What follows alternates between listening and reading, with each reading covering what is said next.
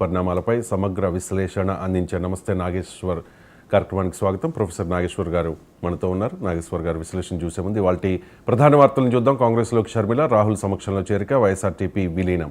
రాహుల్ ప్రధాని కావాలని వైఎస్ఆర్ కలలు కన్నారు. ఆ కలను నెరవేర్చడానికి కృషి చేస్తారని హామీ. ఏపీసీసీ చీఫ్ పదవిపై కొనసాగుతోన్న సస్పెన్స్. ఖమ్మం నుంచి బరిలోకి, తెలంగాణలో పోటీకి సరేనన్న సోనియా గాంధీ అనే వార్తను చూడొచ్చు. సో ఇక్కడ పోటీ చేయడం ద్వారా కర్ణాటక అలాగే తెలంగాణలో ప్రభావం చూపించవచ్చు. భారతీయ జనతా పార్టీతో తోనే పోటీ ఉంటుంది. బీఆర్ఎస్ను పక్కకి జరపచ్చు అనే ఊహాగానాలు కొన్ని పత్రికల్లో చూస్తూ ఉన్నాం. బీఆర్ఎస్ చీఫ్ కేసీఆర్తో ఏపీ సీఎం జగన్ భేటీ అయ్యారు. ఇది మర్యాదపూర్వక భేటీ, పరామర్శ మాత్రమే అని ఒక సెక్షన్ ఆఫ్ మీడియా చెబుతూ ఉంటే, కేసీఆర్ను రాజకీయ సలహాలు అడగడానికే జగన్ కలిశారని మరో సెక్షన్ ఆఫ్ మీడియా రాసింది. కేటీఆర్ని కూడా పక్కకు పంపించేసి మాట్లాడుకున్నారంటూ కొన్ని ఊహాగానాలు పత్రికల్లో వచ్చాయి. వాటి గురించి కూడా మాట్లాడదాం.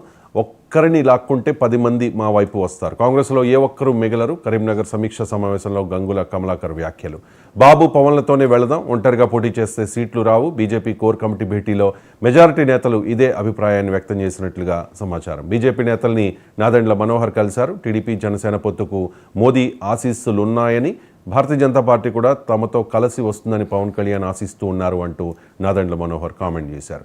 ఓటమి భయంతోనే వైసీపీ కులాస్త్రం, వైసీపీ కళ్ళెదుట ఓటమి కనిపిస్తోంది, అందుకే కాపు పెద్దల్ని రెచ్చగొడుతోందన్న పవన్ కళ్యాణ్. మణిపూర్లో జరిగిన హింసపై షర్మిల చేసిన వ్యాఖ్యలు వివాదాస్పదంగా మారాయి. ఒక క్రైస్తవురాలిగా జీర్ణించుకోలేకపోతున్నానన్న వ్యాఖ్యలపై బీజేపీ అభ్యంతరం వ్యక్తం చేసింది.